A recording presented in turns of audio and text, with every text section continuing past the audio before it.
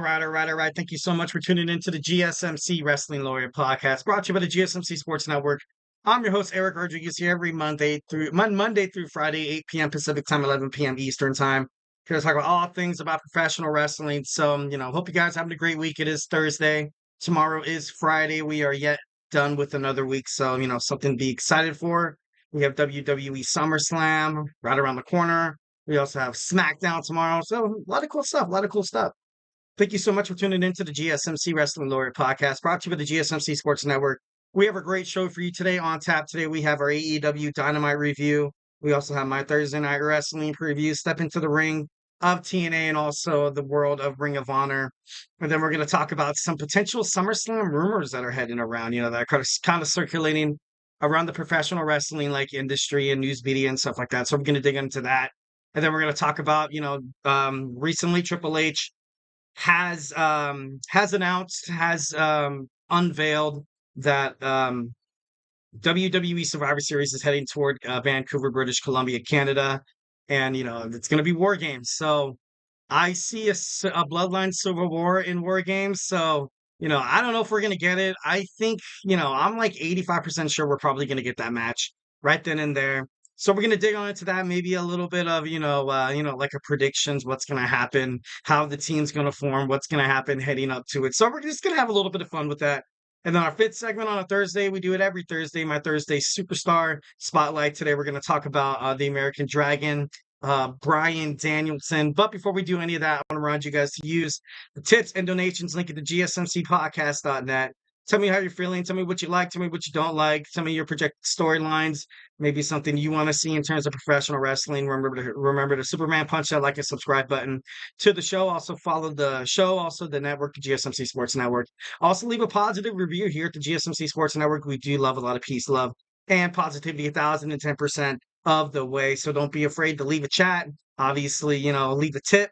Donate. Anything's greatly appreciated. The only thing I really care about is hearing your guys' opinions. Chat about anything. Hell, even give me a shout out of where you're listening from tonight. So yeah, just be super cool with it. It's gonna be awesome. With a lot of audience engagement, it makes the show that much better. So yeah. All right, let's go ahead and start with our AEW Dynamite review. So of course, it seems like it's kind of become something that's kind of natural in terms of like an AEW Dynamite episode. You had MJF come out, start things off. He had he has a habit of showing off first on Dynamite. So he came out, he was talking his trash, of course, like that, but this mostly just set up the Will Ospreay match. You saw Will Ospreay chase him out of the ring, told him that he was not a real international champion, that he could care less about, other countries than American, and ironically, he changed the championship to the American Championship. And then you saw Ospreay defeat Lance Archer, which was kind of crazy. But after the match, you saw MJF sneak attack Will Ospreay.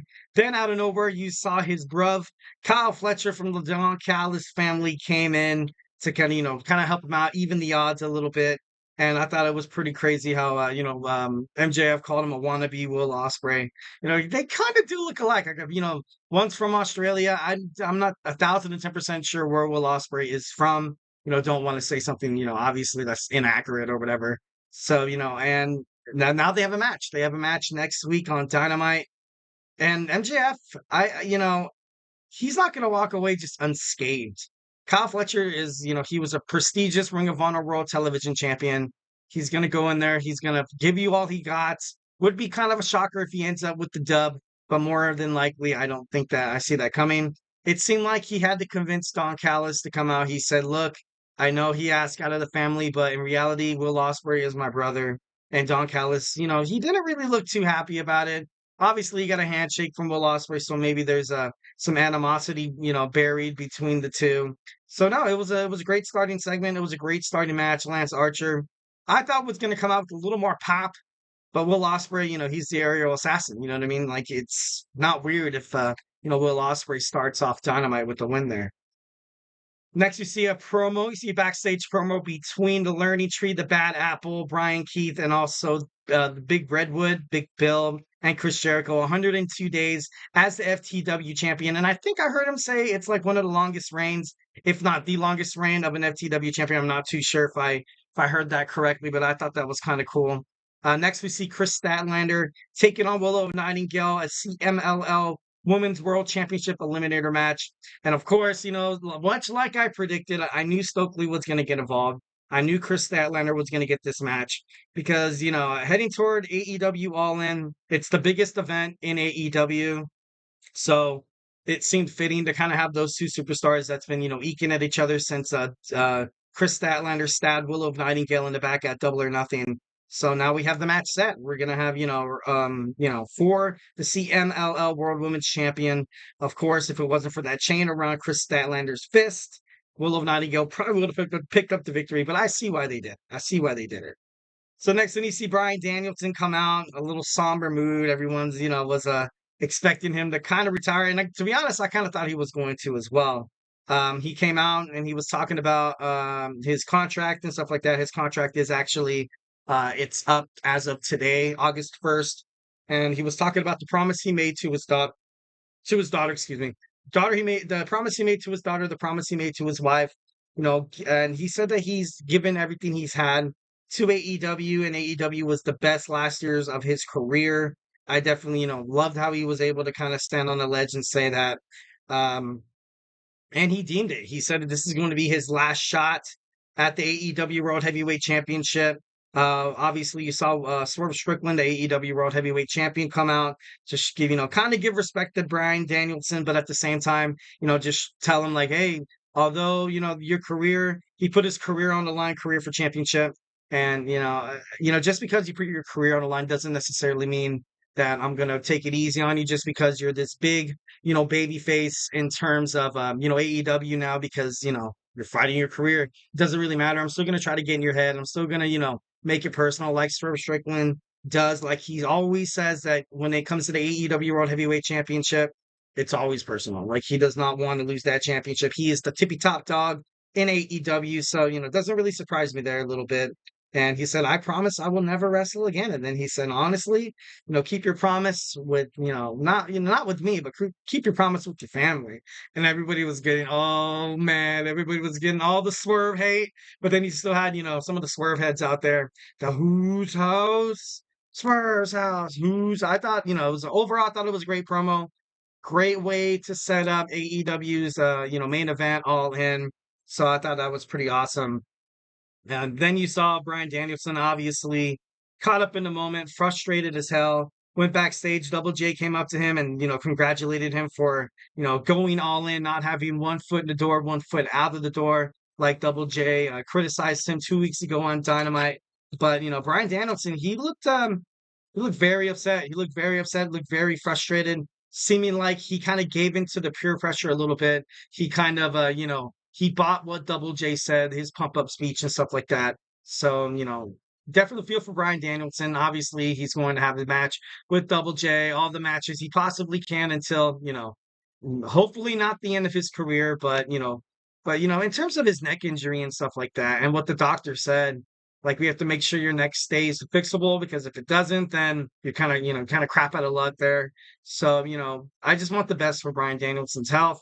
Hopefully, for his family, for his wife, and all that stuff. So, moving on, we have Roosh, Beast Mortos, and Roderick Strong defeating the conglomeration or Orange Cassidy, Tomohiro Ishii, and also the Ring of Honor World Heavyweight Champion Mark Briscoe. Overall, it was a great match. A lot of action. Definitely love how Mark Briscoe is able to light up an arena. Definitely love how that's the reason why he remains Ring of Honor World Heavyweight Champion. He keeps defeating people like Kyle Fletcher, like Roderick Strong, and he goes out there and he's ready to fight 1,010%. It was kind of crazy. You've seen the Beast Mortos kind of out like wrestling a lot lately. Like even Don Callis was talking about how impressive he is. Wouldn't surprise me if maybe you see like an allegiance between, maybe the Beast Mortos is kind of like the attack dog of the Don Callis family. Would be interesting to see how that kind of goes moving forward. Then you saw Camille. Camille, obviously, Mercedes Monet's new attack dog. In the squash match, obviously she was able to pick up the victory. Mariah May backstage had an interview with Renee Paquette. She basically stated how AEW is the eat or be eaten kind of world, and I think it's my turn to eat. Tony Storm always told Mariah May that, do the best you can because out in this world, they're going to eat you alive. So then she said, hey, then it's kind of my turn to eat. So, Mariah May, the glamour, coming after timeless Tony Storm's AEW World Women's Championship at All In at Wembley Stadium in London. Lastly, we have the main event. We had Hangman Adam Page for the first time fighting with Darby Allin. Both of these guys were kind of the trailblazers. They kind of started it all. They started with the company and stuff like that. So it's kind of, it's kind of crazy how it took them this long to finally have a match. But thanks to Adam Page's cockiness, thanks to his overly stimulated mind. I'm just kidding, no. But Darby Allin was able to pick up the victory. When the lights went out, I guaranteed I thought there was gonna be a beatdown. I was like, okay, great.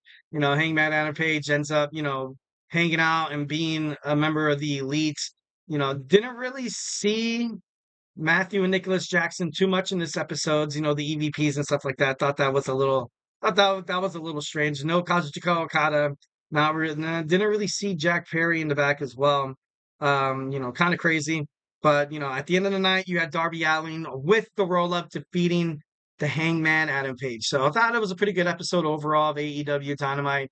Definitely recommend, checking out some highlights, giving it an extra look. So, hey, gotta be honest, it was pretty awesome. All right, guys, we've got done with that first segment. Moving on to our second segment, we're going to talk about my Thursday night wrestling preview, TNA Impact, Ring of Honor, Honor Club. We're going to talk about it all here when we come back. So, hey, stay tuned. I feel like I'm losing my mind. Is everybody in the world blind? Please, Lord, give me a sign, a sign. I feel like I'm losing my mind. Is everybody in the world blind? Please, Lord, give me a sign, a sign. I wanna be the greatest. Everybody on the fake shit. I look around and feel like everybody is the fakest. I make this every day and I'm impatient, hoping one day I blow up from the basement. Statement, the top is so vacant. I don't hear shit that I think is amazing. Waiting for my day when I'm playing sold out shows for 1,000 faces. Hey, give me that crown, get in my way and to be put down. It ain't your place, all this my town. If I want that shit, then I'll get it right now. I'm losing it, the noose it fits. I'm losing shit, a stupid myth. You choose to live or choose to dip. You choose to fight or lose your grip and lose a gift. I feel like I'm losing my mind. Is everybody in the world blind? Please, Lord, give me a sign, a sign. I feel like I'm losing my mind. Is everybody in the world blind? All right, and we are back with the GSMC Wrestling Laureate podcast. I'm your host, Eric Rodriguez, here every Monday through Friday. 11 p.m. Eastern Time, 8 p.m. Pacific Time, here to talk about all things about the world of professional wrestling. So we recently just got done talking about AEW Dynamite review. Now we're going to jump on into my Thursday night wrestling preview. But before we do any of that, I want to remind you guys to use the tips and donations link at the gsmcpodcast.net. Shoot me your comments, questions, and concerns. Tell me what you like. Tell me what you don't like. Give me a shout out of where you're listening from. Hell, even give me some of your weekend plans. We can maybe talk about that. Let me know what you want to see at WWE Summerslam. We have rumors coming up. So if you've heard something on the other end, you can definitely 1,010%, contribute to the conversation we're having here. Because this podcast isn't just my podcast, it's our podcast. As wrestling fans, we are 1,010%. We stick together 1,010%. It's like an unspoken bond whenever you see somebody with a wrestling shirt or whenever you see a post on Instagram, TikTok, Facebook, or, whatever. Like you just kind of, you stop, you kind of feel like you can't, connect with the person in a certain way because you have that same crazy passion for this sports entertainment conglomerate that is professional wrestling. So don't be afraid to tell me how you feel. Hit up the tips and donations link at the gsmcpodcast.net. And just share some of your feelings. All right, so we're going to talk about Thursday night wrestling preview. Without further ado, let's jump on into TNA Impact tonight. Mustafa Ali looking for a new direction after losing his X Division Championship at Slammiversary against Mike Speedball. This is going to be a good one. I feel like a lot of people, kind of, look down on Mustafa Ali because of his size and stuff like that. But kind of reminds me of like a like a mid carder trying to make it up to the main card. And Mustafa Ali, 1,010%. Although he might not be the biggest, overwhelming looking guy, he can definitely make a main event match look, pretty darn good and entertain the fans 1,010%. So Ali claiming that he's making the TNA World Title great again. Kind of have that little bit of politics and stuff like that. What he's going for. I thought it was kind of funny.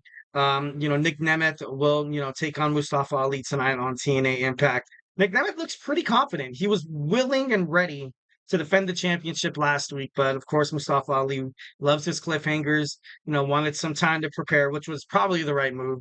I would have done the same thing.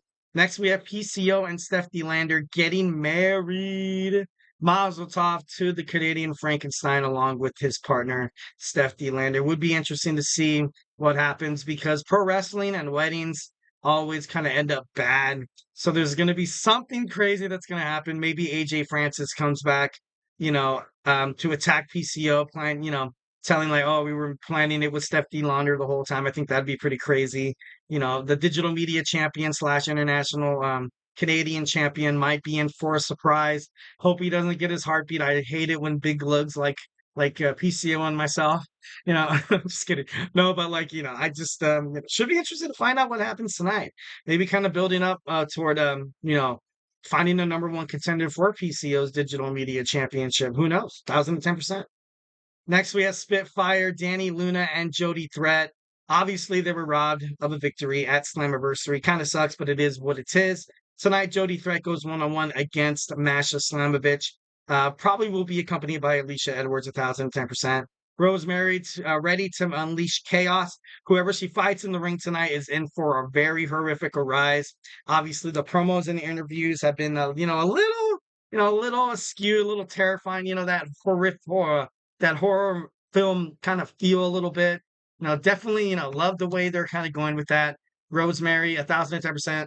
Like I've seen, sorry, excuse me, it's hot here. Kind of seen her, fight before. Obviously, I feel like she can hold her own inside of the squared circle. This could definitely be, kind of leading toward, trying to gain momentum to challenge perhaps Jordan Grace for the TNA Knockouts World Championship. That would be a pretty interesting match. I got to be honest. You know what I mean? Or, Rosemary, maybe, her, Tatum Paxley, Wendy Chu, the creepos of NXT and, TNA Unite for a nice little, faction or something like that. That would be, pretty interesting, pretty ideal. And it just seems kind of crazy. So tonight on Impact, Ryan Nemeth looks to solve his Frankie Kazarian problems. They've been, Frankie Kazarian has been a thorn in the side of the Nemeth brothers for as long as, I've been probably watching all of TNA. So Frankie Kazarian, he's like I said, he's just such an antagonist. He's such a I don't want to say an a-hole. I'm just kidding. No, but he reminds me of like a Randy Orton. I think I made that comparison a little bit. How he, he doesn't really care about how the crowd really sees him. He doesn't care, who he pisses off. Along the way in the journey, trying to find success, success. I don't know why I was going to say succession. That sounds, that wasn't right. Wrong wording. But Ryan Nemeth, he's more than capable to have a great match with Frankie Kazarian. Definitely, on my radar of gonna be one of the better matches tonight. I feel like they might steal the show away from the match that his brother is fighting for the TNA World Heavyweight Championship against Mustafa Ali. So might be low key. Might be cool. Might be kind of good match. Next, we have the Rascals taking on Speedball Mountain and Kushida. Obviously, when Mike Speedball, I think Bailey, he defeated Mustafa Ali for the X Division Championship. You saw the Rascals ultimately congratulate them, shaking their hands and saying we want a match next week. Go ahead and find a partner. They found Kushida. Kushida recently tagged with the Rascals, but now you have Trey Miguel, Zachary Wentz, and now you have the new and improved Wes Lee. Ever since Wes Lee joined forces with the Rascals, once again after that 4-year hiatus, he just looks different. He looks like he's having fun inside the ring. 1,010%. And sometimes, it might seem simple, obviously, simple psychology. But if it gets to a point where you're ever like you feel dreaded on doing something, and believe me, you're not, you're probably doing horrible than you are in terms of, not doing anything at all. In terms of like, if you're at work and stuff like that, kind of great. If you don't love what you're doing, you know what I mean? You come in, you're just like, Wesley, after he lost to Obafemi and, he cannot challenge for his NXT North American Championship as long as Femi holds it. And you could tell that hurts him. You could tell that, after that, I thought he was going to call it quits. You had him about 2 weeks on NXT, about to call it quits, and then you saw Zachary Wentz and Trey Miguel come out to lift the spirits up. And 1,010%, it was the right decision. Love this, love the decision 1,010%. And lastly, tonight on TNA Impact, we have Joe Hendry.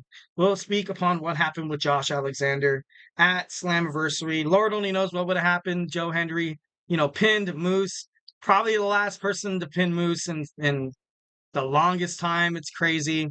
The other, competitors didn't really have to worry about the problem that is the leader of the system, the former TNA World Heavyweight Champion Moose, because Joe Hendry, hit that choke slam. He hit that. I forgot what he called it. Oh, forgot what he called it. Damn it. But no, I love Joe Hendry. I believe in Joe Hendry. No, I think he's going to be a great superstar. I think he definitely has a championship caliber, potential. He still thinks and he still says if he wins the TNA World Heavyweight Championship, he's going to call out the Doctor Thugonomics, the hustle, loyalty, and respect. John Cena would be pretty awesome. Would probably be the biggest bombshell in terms of professional wrestling crossovers in the history of professional wrestling. I think that would be pretty cool. But, obviously, I don't know who I would be rooting for if John Cena fought Joe Hendry. Joe Henry's so damn cool, man. And when, he's he's viral right now. He's hot. Everybody wants a piece of him. All right, now moving on to the other Thursday show, we have Ring of Honor Club 75. We're going to kick off Ring of Honor with a 6-man championship match. Dustin Rhodes and Von Erichs defend their championships against the Iron Savages. We're also going to see the former Ring of Honor Strong champion and member of the Blackpool Combat Club, Wheeler Yuta, go against Anthony Henry. And you got to think about it. You have, John Moxley. He's taken some time away from AEW. He's gotten a grant from Tony Khan. Bryan Danielson on the verge of retiring. All you have is really Claudio Castagnoli. And, Wheeler Yuta is kind of out there on his own. You know what I mean? Like he recently lost his title. That's never good, obviously. And, once you become like a sole survivor of like a club, kind of like where you're seeing with Xavier Woods and the New Day with Karrion Kross and stuff like that, you need somebody to watch your back. Nobody's there. Then it gets you to start questioning their alliance and their allegiance and stuff like that. And it starts questioning like, hey, honestly, maybe we shouldn't be a stable together. You know what I mean? So, Wheeler Yuta dealing with some identity issues on Ring of Honor. We also have the Machine, Brian Cage, taking on Rocky Romero. Atlantis Jr. barely squeezed out of Death Before Dishonor with his title, the Ring of Honor Television Championship. Brian Cage was close. He was, he eliminated, or no, he manhandled most of the competitors that were in that match. Atlantis Jr. just right place, right time, was able to pick up the victory. But Brian Cage, he's still, leader of the Cage and Agony. I don't know, the Mogul Embassy or whatever. But he's special. He's special, 1,010%. Kind of reminds me of like a ruthless aggression kind of Batista. You know what I mean? Like a gentle giant. But obviously, right now he's heel right now. So if he ever goes babyface, he could probably make a good title run, 1,010%. Next, we have the Beast Mortos taking on AR Fox. Mortos has competed on Friday, Rampage, in the Royal Rampage, Saturday at Collision, and last night on AEW Dynamite. So his match card has been, super full, obviously, in terms of, trying to get more experience, trying to get your name out there more. Like I mentioned before, Don Callis was extremely impressed by the Beast Mortos last night on Dynamite, how he basically led Roderick Strong and Arush to a victory against the conglomeration. So you can, I don't know. I think the Beast Mortos, he's going to be the next one to maybe challenge, for the Strong Championship, maybe challenge for the world, the TV title. Hey, anything's possible. Next, we have Robin Renegade against Maya World. this is going to be big because I feel like this is going to, in terms of Red Velvet's next opponent for that Ring of Honor World Women's Television Championship. You can definitely see a lot, this, I don't know why this is not the normal contendership. I think 1,010% both of these women, they're on the radar. Robin Renegade is like right on the cusp of being great. So, will she knock off Maya World tonight? Who knows? Will she get a title shot against Red Velvet? That seems more than likely. So then we're going to have Fuego del Sol take on Jacoby Watts. We have the premier athletes taking on the superstars, and we have Top Flight in tag team action tonight at Ring of Honor, Honor Club 75. So make sure you tune into TNA Impact, also Ring of Honor tonight. So, yeah. All right, guys, do not go anywhere. We're going to move on to my third segment. We're going to talk about WWE Summerslam rumors. Should be fun. Obviously it's cool to like play around with rumors and conspiracy theories and stuff like that. So, hey, stay tuned. Looking for your daily fix of sports talk without having to pay for it? GSMC Sports Network is available on YouTube. Just search GSMC Sports Network. Get your fix of daily sports talk shows on YouTube, absolutely free. NFL, college football, NBA, MLB, MMA, UFC, fantasy football, and so much more. GSMC Sports Network has shows running all day long, with new sports shows starting every 2 hours. Just like on your favorite cable sports channel, except GSMC Sports Network is absolutely free. Just search GSMC Sports Network on YouTube to catch one of your new favorite shows, like the GSMC College Football Podcast, Chip Shot Football Podcast, Hoops and Heels Women's Sports Podcast, GSMC Basketball Podcast, and so many more. Check it out for yourself. GSMC Sports Network, now available on YouTube absolutely free. Search GSMC Sports Network on YouTube right now.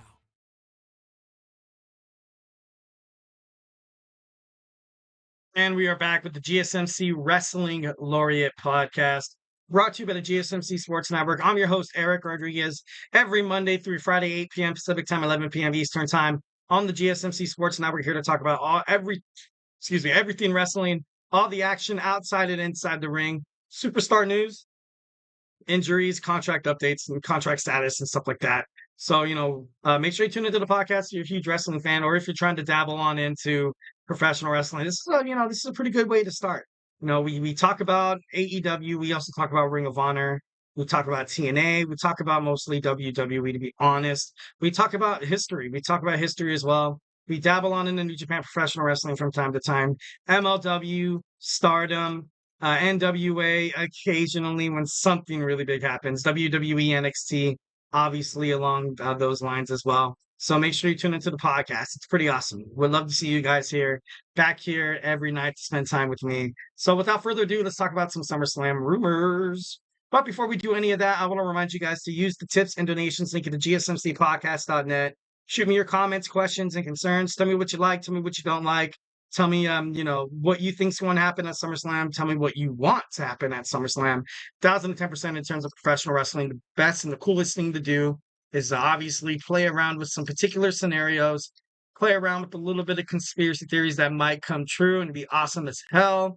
So yeah, here at the GSMC Sports Network, we do love a lot of peace, love, and positivity. So leave a positive remark. Superman punch that like and subscribe button to the show. Also follow the show and the GSMC Sports Network. So yeah, once again, the link is at the gsmcpodcast.net. Okay, so we're going to talk about some WWE SummerSlam rumors. Oh my God, it's a rumor. So on SummerSlam, at SummerSlam, there's going to be 6 title bouts. 6 title bouts, a total of 7 matches. Last year, there was 9 matches. SummerSlam, obviously expanded to 2 nights. So this is, I feel like this SummerSlam probably, well, every PLE really has to be huge, to be honest. I feel like that 1,010%. But this is going to be big. This is going to kind of stem into a new era, a new generation of SummerSlams that younger WWE fans will start to, kind of get used to. Obviously, I kind of had speculations that since WrestleMania is going international, SummerSlam is probably, it's going to be here to stay inside the United States, kind of like what WrestleMania was until, kind of got to step up in terms of, moving on up in the world. You got to accept change. You got to become one with change. You got to accept change. And for some people that is hard. Got to be honest. Now, if you want to watch WrestleMania, you have to, you got to get a hotel, got to get a rental car, you got to get airfare, and it's not, it's not going to be, it's not going to be that easy. As opposed to like if you lived in Atlanta, Georgia, and WrestleMania was in, you know, uh, we'll just say SoFi Stadium in Los Angeles. I'm from, from the area, SoCal. And, all you have to do is just hop on a couple freeways, hop on the 10 freeway, drive that thing all the way down, probably about a day or so. And then bam, you're there. But now, and you can probably do that on like $300. Well, I don't know. Gas is pretty damn expensive. You can probably do like $300 worth of gas and stuff like that. But now you gotta buy air tickets. And, everybody knows that, buying tickets outside of the United States to fly. It's a doozy. And then connecting flights, and you don't know if your flight's going to get canceled. You don't know if it's going to get delayed.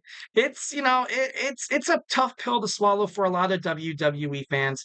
But at the same time, I feel like for the WWE to spread its wings, it's kind of necessary.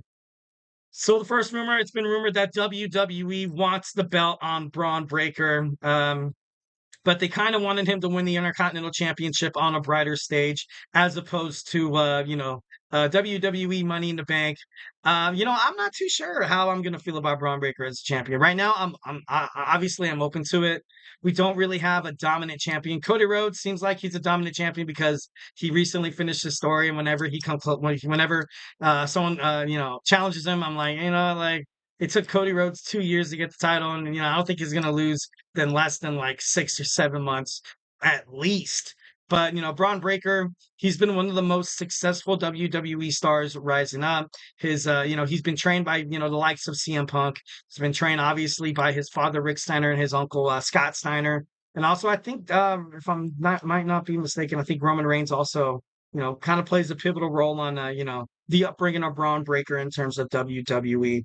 And Sami Zayn losing the title, you know what? It wouldn't even make that much, I don't think it would make that much negative waves for WWE because Sami Zayn's title reign has been, in fact, it's been hard fought.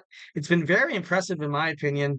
And, I don't think anybody should be mad. If anything, Sami Zayn, I feel like he's going to get a huge push, with his tenure as the Intercontinental Champion. But, him retaining also could be a high possibility. Braun Breaker has made a lot of enemies, a lot of enemies. And, but then so has, Sami Zayn with the Judgment Day. For Braun Breaker, there's Ilya Dragunov. There's also, Ricochet, who might make his way back to the WWE. Honestly, my bet is probably Ricochet resigns with the WWE. Maybe he has a little feud with Braun Breaker. Maybe eventually, maybe touches the Intercontinental Championship a couple of times. That'd be pretty dope. But I didn't really like him when he was the Speed Champion. I felt like WWE overall created the Speed title. Sort of like, honestly, we can't let Ricochet go. We gotta butter him up. We gotta keep him. You gotta have that fish hook. You gotta dangle that, that mouse, or no, not the mouse. What is it? Whatever. But on hamster wheel and stuff like that. So you know, Braun Breaker could definitely 1,010% be the next Intercontinental Champion. Next, we have, besides Cody Rhodes' match against Solo Sikoa, which is still, for me, to be honest, I'm still at 65-35 here. I was like 99% Cody Rhodes. I was like, dude, he's not going to lose. But, with all the buildup and stuff like that, I've heard rumors that, Cody Rhodes might be injured. He might have to relinquish his championship, which would be absolutely devastating. Him having to start from scratch and, trying to gain it back from the bloodline. But I feel like Solo Sikoa, and if they are teasing Solo Sikoa eventually fighting Roman Reigns, you sort of have to, you have to give some prestige to Solo Sikoa.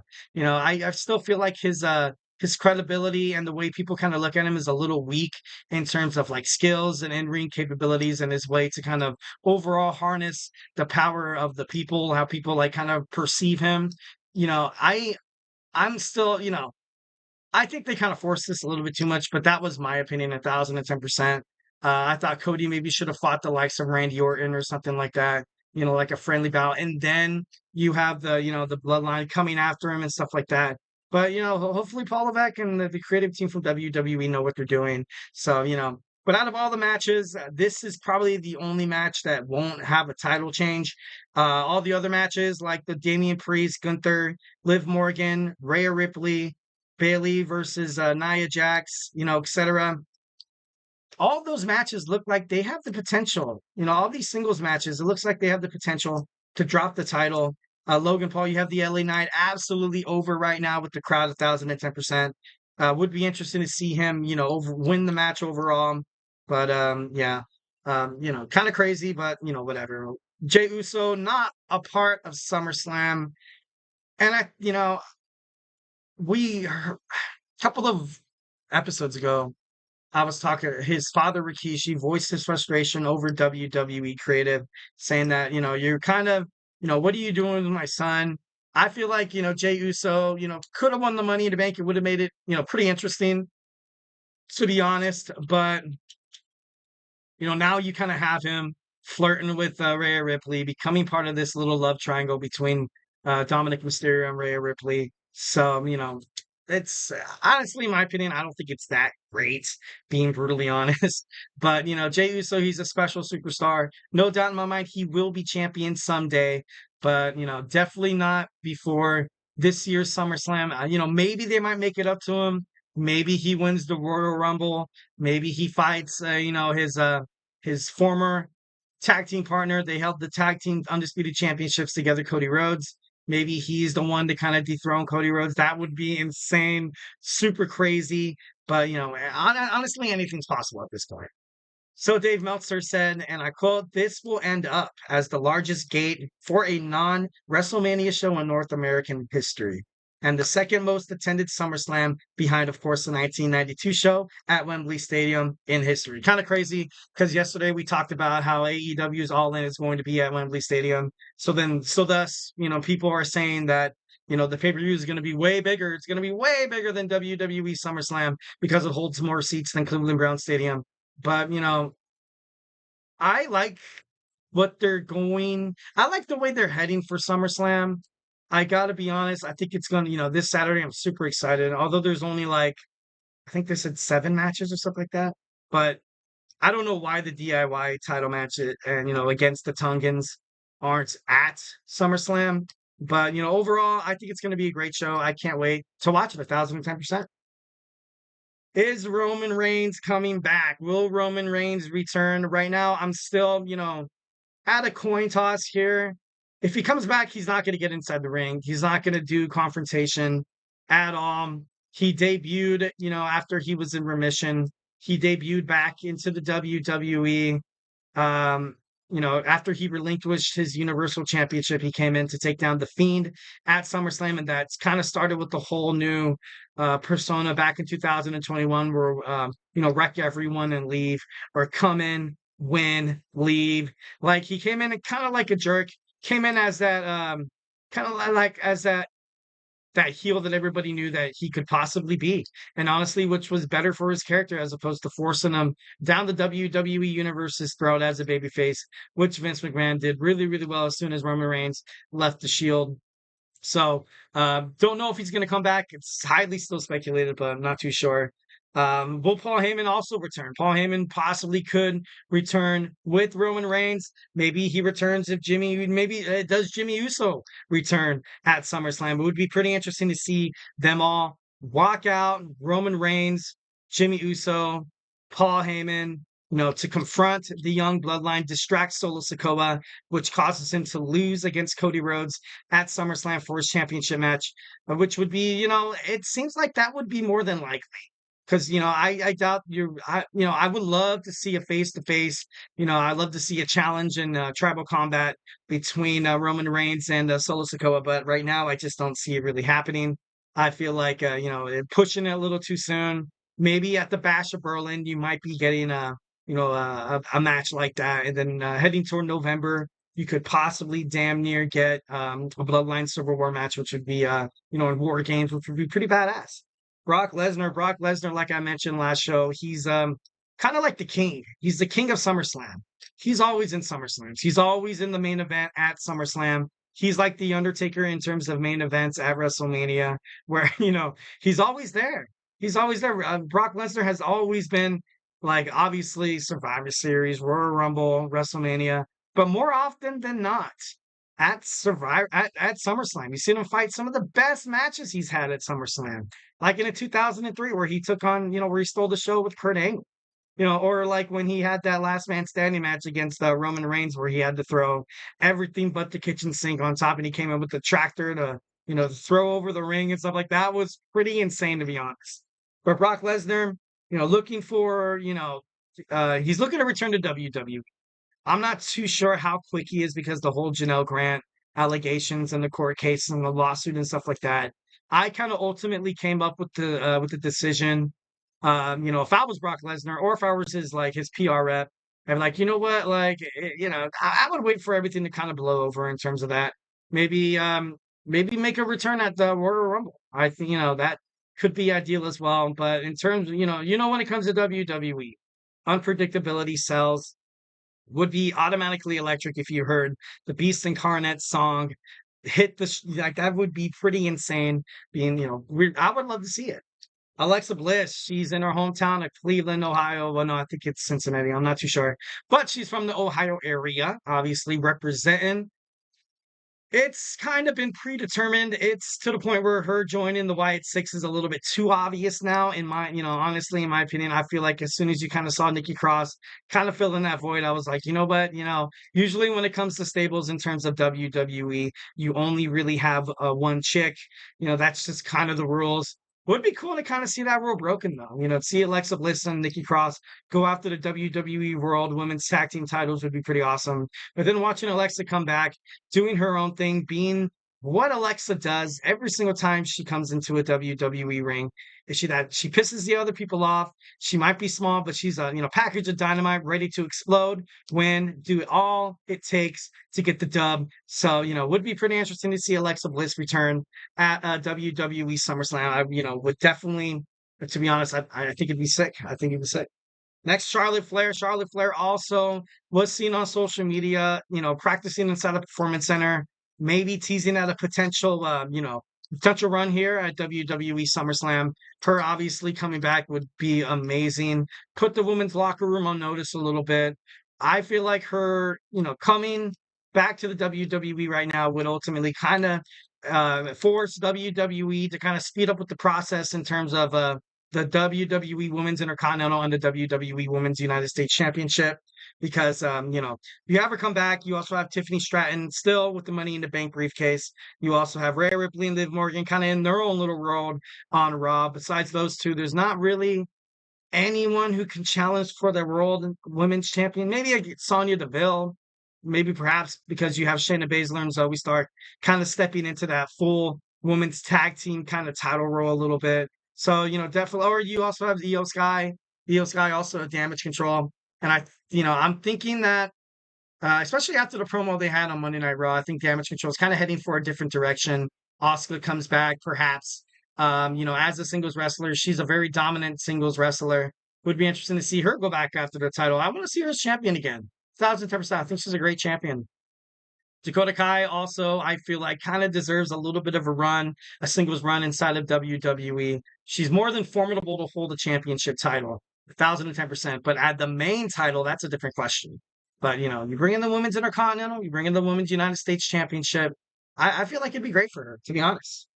All right, and lastly, will Seth Rollins attack CM Punk at the match, costing him to lose, costing a feud between them? But, if you had CM Punk destroyed Drew McIntyre's hopes and dreams of becoming champion 3 times, just kind of having it all end in one night at SummerSlam kind of just seems like kind of a letdown, to be honest. That's just my opinion.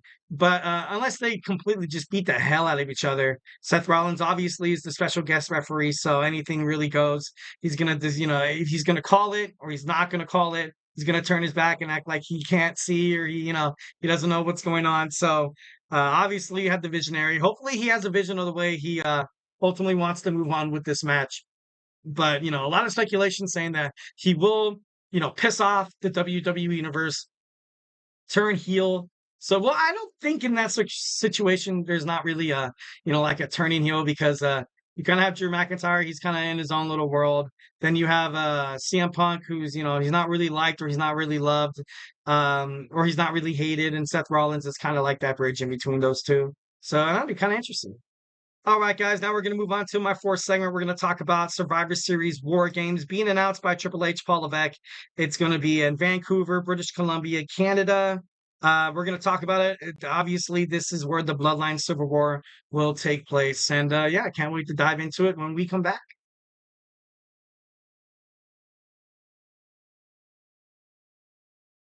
For the best and latest podcasts available anywhere, go to the podcast app on your cell phone and type in GSMC to access free content-rich podcasts on health and wellness, book reviews, sports, entertainment, relationships, social media, movies, technology, finance, and even weird news. Subscribe and download the GSMC Podcast Network's family of shows, available everywhere podcasts are found.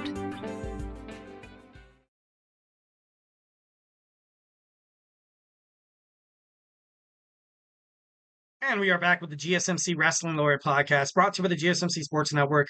I'm your host, Eric Rodriguez, every Monday through Friday, 8 p.m. Pacific Time, 11 p.m. Eastern Time, on the GSMC Sports Network, here to talk about everything in terms of professional wrestling. Just kind of reflect on what we talked about. We had our AEW Dynamite review. We talked about my Thursday Night Wrestling preview, step into the world of Ring of Honor, the Ring of TNA Impact.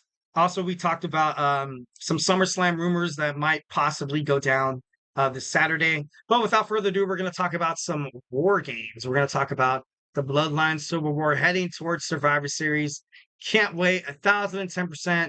It's going to be dope. So let's go ahead and dig on into it. So WWE CCO Paul Triple H Levesque made the announcement, and he announced the date and location of Survivor Series 2024. It will be at the Rogers Arena in Vancouver, British Columbia, Canada, on November 30th.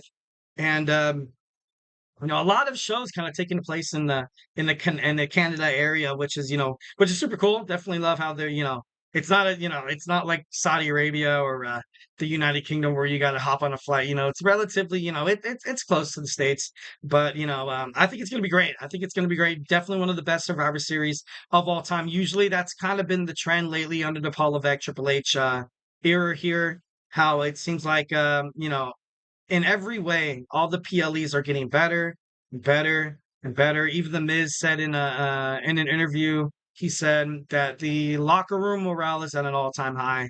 And when the employees are happy, then you're going to get some pretty good you're going to get some pretty good conduct. Not conduct. You're going to get some pretty good content. Excuse me. But honestly, it's a doozy here, to be honest. But should be pretty interesting. So without further ado, the main event will feature a War Games match. Obviously, I think it's going to be what we're all been waiting for. Civil War Bloodline will take place. Team one, of course, you have the young Bloodline, led by their leader, the self-proclaimed tribal chief, Solo Sikoa, of course, Tama Tonga, and Tonga Loa. And you have Jacob Fatu. There's obviously one more spot open. You have Tala Tonga. He's been signed. Hikuleo from New Japan Professional Wrestling. He is on the WWE roster. It's I can't wait to find out when he's gonna freaking start. It's been like teased forever. I feel like ever since the beginning of June. I feel like and me that's only like a month. But I'm like, come on, I want to see it now. But no, they signed him. They trademarked the name Talatonga, and he's on the WWE roster. So 1,010%, he could definitely be the next one. Also, you can have The Rock. The Rock 1,010% could unveil himself as the true leader. Solo Sikoa maybe holding his spot as the tribal chief. It would be pretty interesting to kind of have that storyline, which I think is probably the less likely storyline. But you have The Rock coming in and The Rock, when he made his return back to WWE, he wanted a piece of Roman Reigns. He did not want to wrestle beside him at night 1 and night 2 of WrestleMania, but he ultimately kind of had to choose his battles, choose his overall demons, and they chose an overall threat and enemy in Cody Rhodes. So, The Rock could definitely fill in that void as well. Now, on the other side, we have the original Bloodline. So you need 5 members to a War Games match. Obviously, I think these 4 individuals, minus Solo Sikoa, of course, will be the team. Will overall be the team. And I think they're going to reach out to Sami Zayn, the honorary Uce. I think at this point, it seems like it's overall, it kind of just makes sense. It makes sense 1,010%. This would definitely, kind of reharness all the fun that it was watching Sami Zayn prowl around as the honorary Uce in the Bloodline. I think that would be pretty fun to watch. I would also expect, it'd also be a new storyline for him, especially after dropping the belt to Braun Breaker at WWE SummerSlam, if he drops the belt to Braun Breaker. Also, you have Jimmy and Jay, who were kicked out of the Bloodline, but I think overall, to fight a common enemy, you're going to have to, patch things up. Overall, heading for a different direction than the Bloodline would be pretty interesting to see that kind of moving forward. This is why I feel like one of the biggest reasons why Jey Uso probably has not got his push in in singles wrestling in terms of Monday Night Raw or Friday Night SmackDown. It would explain a lot. Being brutally honest, obviously you need one more member. A lot of speculation saying that maybe if The Rock does join, Solo Sikoa saying that this whole time he has been pulling the strings. Tala Tonga, the younger brother of but Solo Sikoa is also the younger brother of the Usos. Tala Tonga could come back. Could make his debut in WWE as more like a babyface, push. We've kind of see a lot of Tongans. We've seen a lot of people hate the new members of the Bloodline. So then why not throw a curveball? Why don't you have, someone help out Roman Reigns of the new, like a newer superstar coming to the WWE? That could possibly be a direction that they'll be, kind of heading into. But overall, I feel like the introduction, the fuel to the fire will definitely start soon. My vision is probably WWE SummerSlam. You have Roman Reigns, Paul Heyman, maybe Jimmy Uso, maybe not. You have him come out and just throw Solo Sikoa off just enough for Cody Rhodes to hit the crossroads and retain that championship.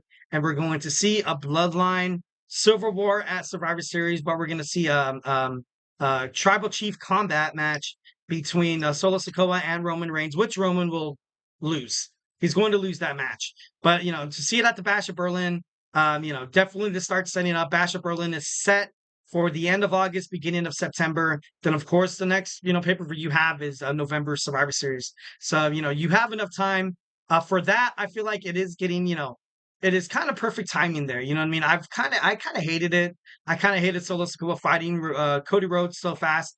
But if they're only using that as bait to hook in Solo Sikoa, to have Roman Reigns ultimately screw over his former enforcer just to kind of get into his head, Tribal Chief combat, beat down on his luck, having to recruit somebody like Jimmy Uso, having to say sorry and make amends with Jey Uso and Sami Zayn.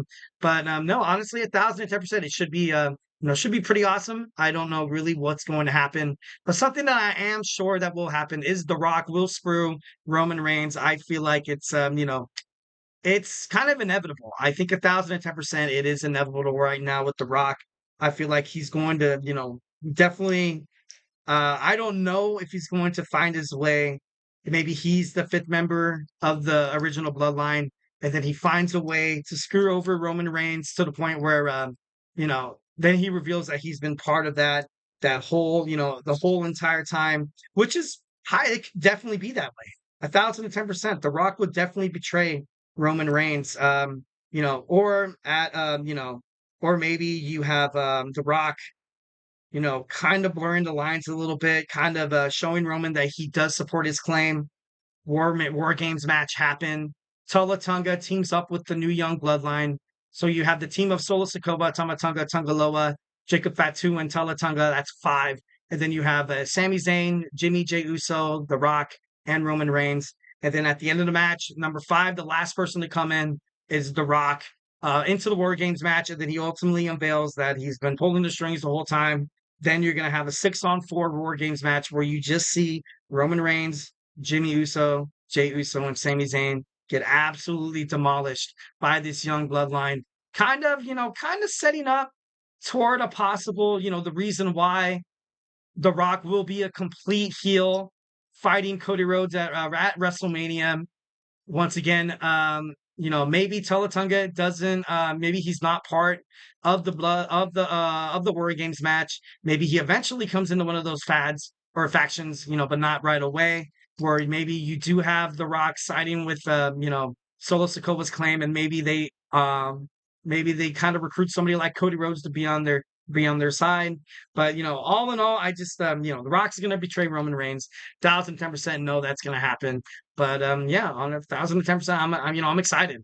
I'm definitely excited to see what's gonna happen at SummerSlam. 1,010% excited for this War Games match. It's gonna be elite. It's gonna be lit.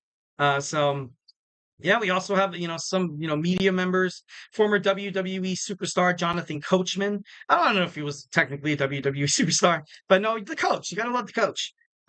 Suggested that, once when Roman Reigns returns back to the WWE, Solo Sikoa and the others will follow him. They will, follow. They'll land in line.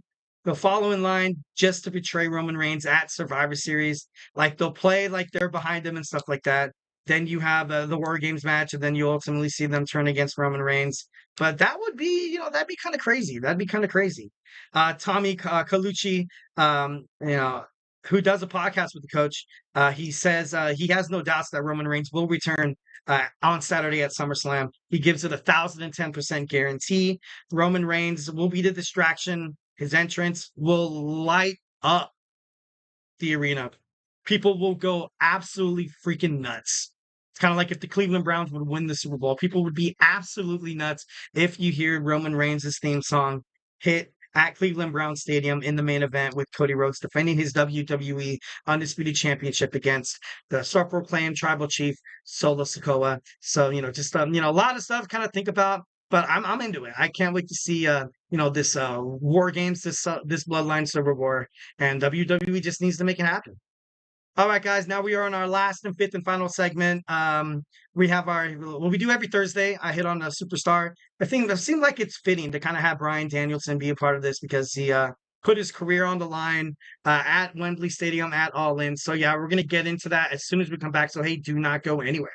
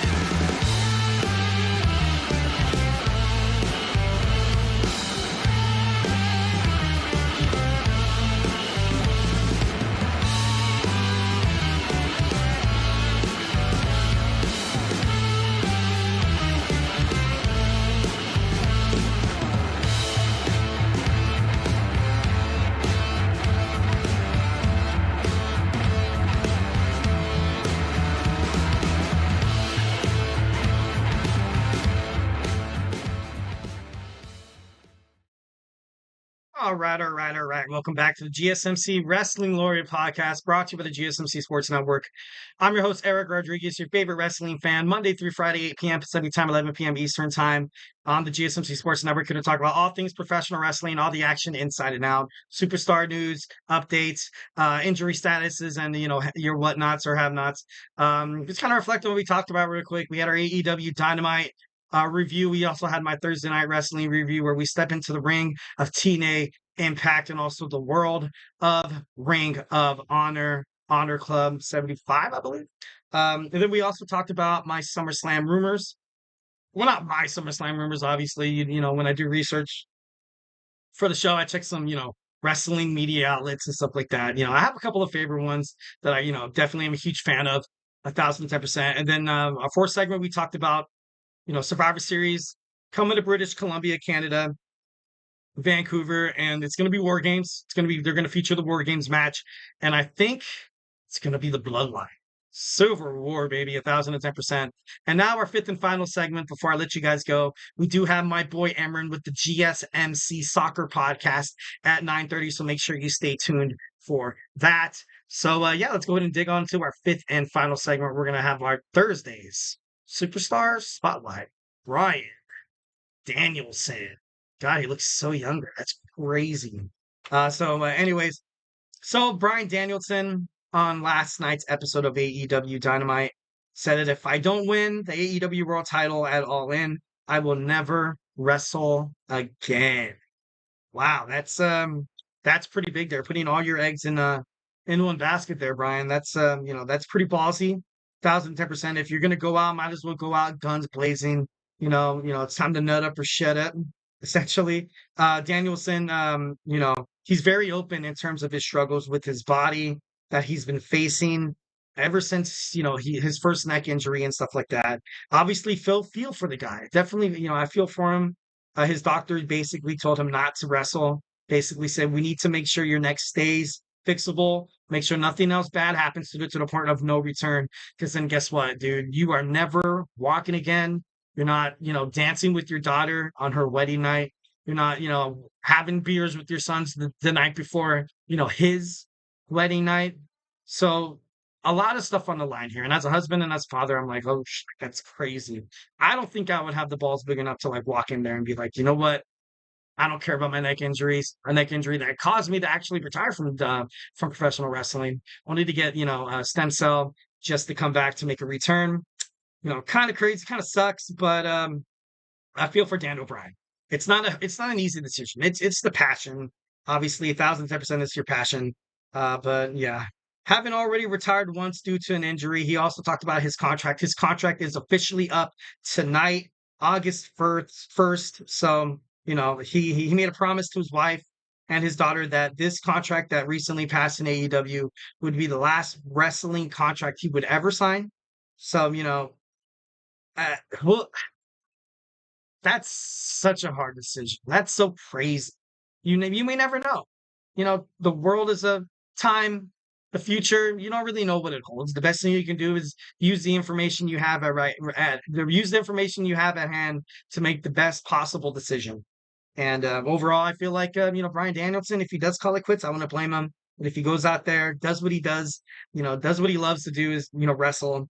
And in the main event, at the main event, damn. And Swerve Strickland came out as well. He was supportive of, to a certain extent. But, at the same time, you can't really expect Swerve to go out there and just kiss Bryan Danielson's ass and be like, do you got this, brother? I'm going to be rooting for you. He said if this was under any other circumstances that didn't include him in the main event defending his AEW World Heavyweight Championship, he would be, rooting on Bryan Danielson to a T. But now you have Swerve Strickland. He's going to play games with you. He's going to make it personal. He says in terms of, AEW and the World Championship, he's on top. He's the tippy top dog. He's better. He's the best. Absolutely. And at this point, his matches and the way he's defended his title, the way he kind of holds himself up, I honestly don't doubt that. I think Swerve Strickland is a phenomenal superstar. Being brutally honest, I think he's amazing. Definitely the right choice for AEW. Definitely the right choice for Tony Khan to put the title overall on Swerve Strickland there. So, kind of crazy. Whether, in my opinion, I think whether if he wins or whether if he loses, Danielson will retire. Also, he kind of added in the full-time contract, meaning that he will wrestle full-time. So he could be a part-timer. He could definitely be a part-timer, 1,010% wrestle here and there. Also, when Triple H was in that into that authority role, definitely could still do his runs around with the Blackpool Combat Club.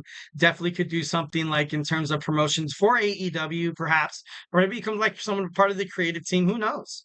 The possibilities are wide open. And Tony Khan, he has such a huge respect for his superstars that there's no doubt in my mind he's going to find something that keeps Bryan Danielson around AEW. even if it kills him, you know what I mean? Like being a part-time wrestling and part-time matches and stuff like that. I think in terms of not really having one-on-one matches where all the attention, all the pressure is on you to perform at top tier physical abilities. So, having tag matches, being a part of a trios tag team title, contenders would be ideal for Bryan Danielson moving forward if he decides to, retire from full time. But if he wins, oh God, I kind of don't want him to win because I want him for his best health, But if he does win, maybe he wins the title, lays it down on the floor, says that, you know what, I've done and I've accomplished this. Everything that I've sent out for AEW, I'm going to step away.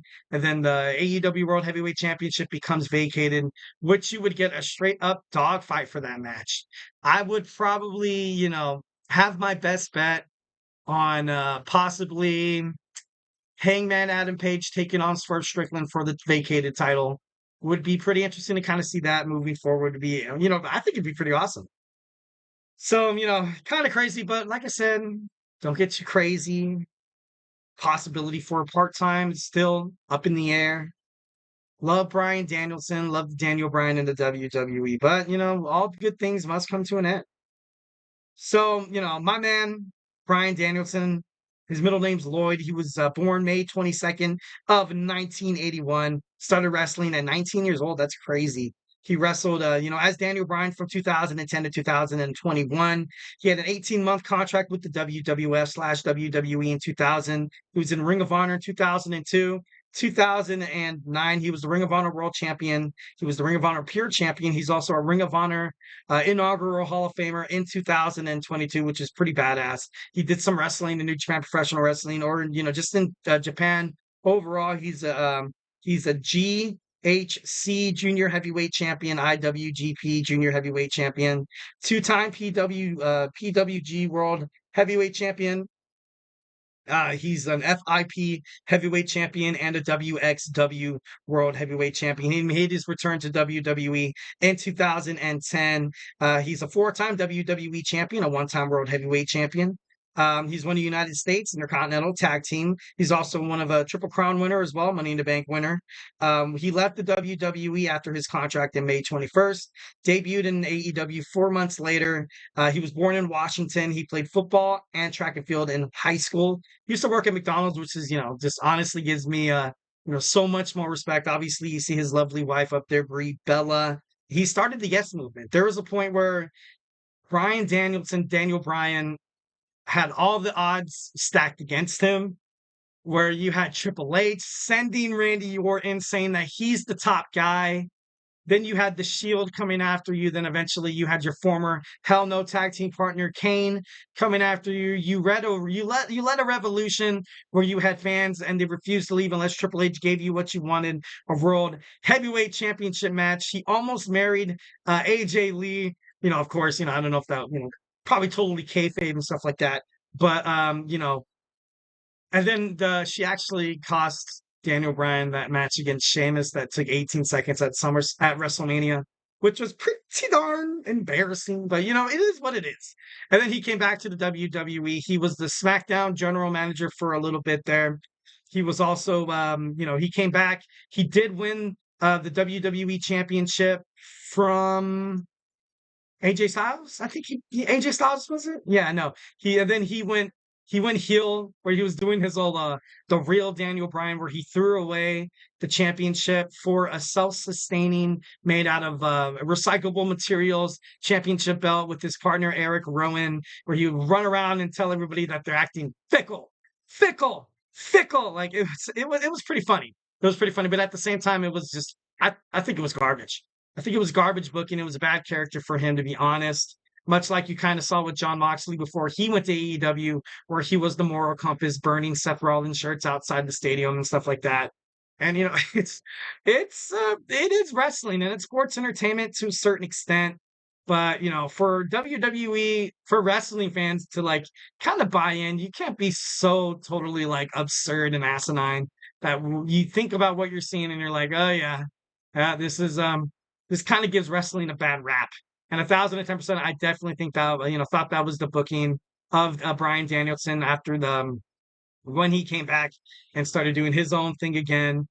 You had him fight against Brock Lesnar, champion versus champion, which was a pretty darn good match. He damn near almost beat Brock, but of course, Brock is Brock, and he rocked. He rocked Daniel Bryan there. But overall, I think this guy's one of the best. He's going to be a legend in the WWE. He's the best to ever do it. He's the best to ever lace up his boots. What he did in WWE, Ring of Honor, New Japan Professional Wrestling, and 4 years in AEW. One of the trailblazers. You had AEW start in 2019. Definitely post-pandemic. A lot of decision making in terms of wrestling promotions. At the time, WWE wasn't doing so good. You had just kind of BS promotions, in my opinion, 1,010% BS bookings, because they could do it. They could do it. WWE was like, you know what? There is no other wrestling promotion that could stand toe to toe with WWE. And it's still, legitimate today, but that's why I felt like they did just crummy bookings where you saw Bobby Lashley, flirting with Lana, taking Rusev's wife and stuff like that. And it was, oh God, it was so bad. It was pretty bad. It was pretty bad. But, enough of that. We're here to throw flowers at Bryan Lloyd Danielson, one of the best to ever do it. Definitely has all the accolades and all the accomplishments in the world to be considered one of the best wrestlers in the whole entire world to ever step into the ring. So, definitely love Bryan Danielson. Definitely hope the best for his future. Hope, I wish him luck. Wish him luck against Swerve Strickland at AEW All In, Wembley Stadium, London, August 25th. So make sure you tune into that. It's going to be sick. It's going to be awesome. Could be the last time you could see Bryan Danielson inside of a ring. So might as well just, make the best of it. It's fun. He's a fun watch. So, don't go through your professional fan wrestling fandom, without ever watching Bryan Danielson inside the ring. You rob yourself of that pleasure, of that privilege. So make sure you tune into that. So, yeah. Well, guys, it's it. This is the end. That was my show. Hope you guys liked it. Thank you so much for tuning in to the GSMC Wrestling Laureate podcast, brought to you by the GSMC Sports Network. Remember to Superman punch that like and subscribe button to the show. Also, leave a positive review here at the GSMC Sports Network. We do love a lot of peace, love, and positivity, 1,010%. Remember to follow us on Twitter/X, Instagram, Facebook, and TikTok for more content and updates. And like I always say, if I haven't made you a wrestling fan by now, we have basketball with my boy Nelson. We also have Chris Shepard with fantasy sports. We have my boy Sam with baseball, TJ and Jeremy with sports, all around sports. We also have the Andrew Tate Show, very entertaining. Entertainment meets sports. And we also have the football right around the corner. It's almost week 0. I think it's kind of crazy how college football kind of does the week 0 thing. I actually watched the Hall of Fame game today. It was like, before it got rained out. But, I kind of thought to myself, I was like, dude, why do people have such a bad rap for preseason football? I don't get it. I like watching preseason football. You get to see all the people trying to fight and claw their way up to a roster spot. Kind of like watching college football, to be honest. Like, isn't that what all those guys are trying to do to make it to the NFL? So why does it get such big hate? Like, why do people hate the preseason so much? You're basically watching college football. Like, I'm just kidding. Well, no, I'm not. I'm gonna stick by that claim. Preseason football is dope. I like it. 1,010%. We also have the Chip Shot Football Podcast with my boy Manny, and we have the GSMC Football Podcast with my boy Kenneth as well. Be a part of this GSMC Sports Bloodline. It's going to be awesome. I am running out of words to say. Tomorrow is Friday, so make sure you come with your favorite snack, your favorite beverage to kind of chill on while you, watch me babble on like an idiot for about an hour and 15 minutes. All right, guys. Well, that's it for me. Hope you guys have a lovely night. But as always, stay beautiful.